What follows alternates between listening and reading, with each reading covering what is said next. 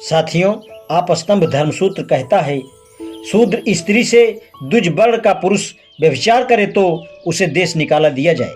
इसके विपरीत यदि शूद्र किसी द्विज स्त्री से व्यभिचार करता है तो वह प्राणदंड का भोगी होता है। गौतम धर्मसूत्र कहता है, यदि शूद्र आर्य स्त्री के साथ संभोग करे तो उसका लिंग काटकर उसकी सभी संपत्ति छीन ली जाए, किंतु स्त्री का कोई अभिभावक है तो शूद्र का लिंग काटकर उसे प्राणदंड दिया जाए। मनुस्मृति का आदेश है, उच्चतम वर्ण की कन्या के साथ सहवास करने वाला शूद्र प्राणदंड के योग्य है। समान वर्ण की महिला के साथ सहवास करने वाला कन्या के पिता को धन से संतुष्ट कर विवाह कर ले। जो शूद्र अभिभावक विहीन द्विज स्त्री के साथ व्यभिचार करे, राजा उसका लिंग कटवाकर सर्वस्व हरण कर ले, किंतु अभिभावक से रक्षित स्त्री के साथ व्यभिचार करे तो सर्वस्व हरण के साथ प्राणदंड दे। द्विज जातियों को अपनी जाति की कन्या से विवाह करना श्रेष्ठ है। शूद्र पुरुष केवल शूद्र से, वैश्य पुरुष वैश्य एवं शूद्र से, क्षत्रिय पुरुष क्षत्रिय वैश्य और शूद्र कन्या से विवाह कर सकते हैं, किंतु ब्राह्मणों को चारों वर्णों की कन्या से विवाह करने का अधिकार है। ब्राह्मण और क्षत्रिय सवर्ण स्त्री न मिलने पर भी शूद्र को पत्नी बनाने का किसी भी इतिहास में आदेश नहीं पाया जाता। जो द्विज मोहवंश शूद्र कन्या से विवाह करते हैं वे संतान सहित अपने वंश को जल्दी शूद्र बना देते हैं।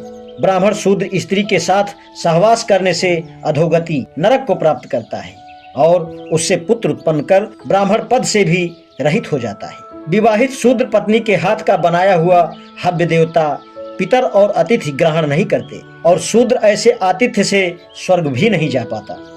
जो द्विज शूद्र स्त्री का अधरपान करता है और उसके श्वास से अपने प्राण वायु को दूषित कर उससे जो संतान उत्पन्न करता है, उसकी मुक्ति का कोई उपाय नहीं है। वशिष्ठ धर्मसूत्र का कहना है, द्वेष भाव, ईर्ष्या रखना, असत्य भाषण, ब्राह्मण निंदा, चुगलखोरी और निर्दयता सौ के लक्षण हैं।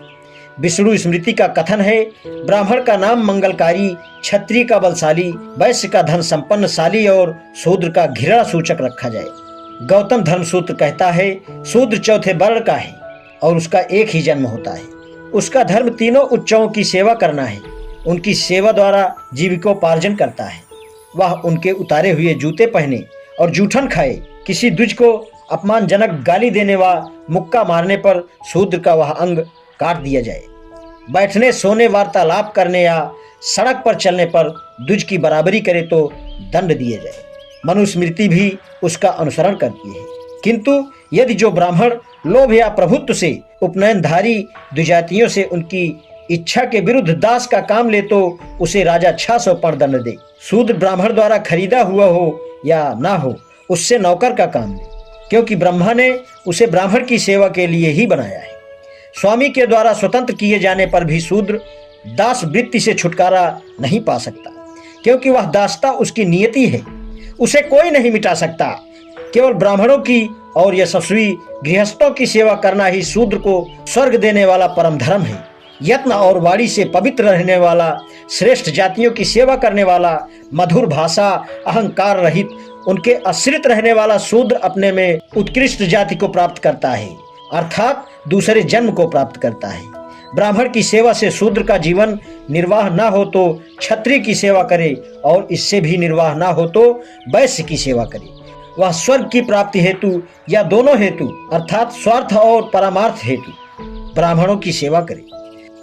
आज इतना ही, शेष कल। धन्यवाद।